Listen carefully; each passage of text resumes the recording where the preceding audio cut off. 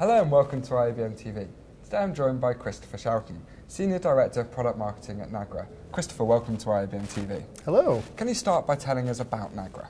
Sure. So Nagra is the leading provider of content protection and user experience technologies and services in the pay TV world.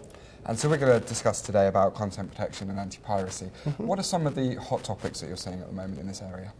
So certainly one of the most important topics, especially in the United States right now, is the potential of an early release window for Hollywood content. So post-cinematic release, but just within a few weeks after things appear in the movie theaters. A really exciting prospect for consumers and perhaps a new way for Hollywood studios to monetize their content. That hasn't been without controversy or concern from theater owners. But the possibility of being able to do that may have advantages for theater owners as well if they choose to offer their own services. And certainly in that situation, security is a paramount concern and has to be dealt with according to all of the Hollywood rules as laid out in their enhanced content protection specification from movie labs. And Nagra is really in the market working hard to try and make sure that anyone who wants to start such a service has all of the technologies that they need, from security to set-top boxes to user experience to multi-screen backends and anti-piracy services to be able to make that service a success. So it's a full solution that you offer then? Exactly. And so the piracy of ethnic content in the US, what are some of the sort of things around this? Yeah, so that's been a hot topic just in the last few weeks. There are, as we know, many folks around the world who move about, like me, for instance, living in Europe, who really like to see our content from home. And then in the US, that's the same case, especially with a lot of folks who come from South Asia, China, and the Middle East. And companies like our customer Dish have responded to that need by bringing content from overseas and offering it and selling it to people here to receive via satellite. But pirates have also started trying to meet that need with illegal, cheap or free services, streaming content also to people in the US, which is of course illegal because they don't own the copyrights in this territory to be able to do that.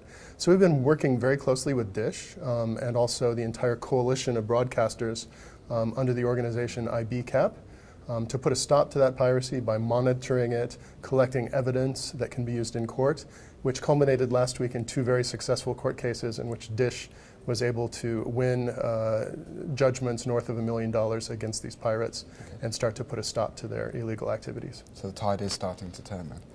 It's a cat and mouse game. You win one and then you move on to the next one, and it will probably always be like that, but that's why you need a partner like Nagra to be able to help you. So we've been hearing lots around the show about piracy. It's one of the topics people don't want to talk about but are talking about.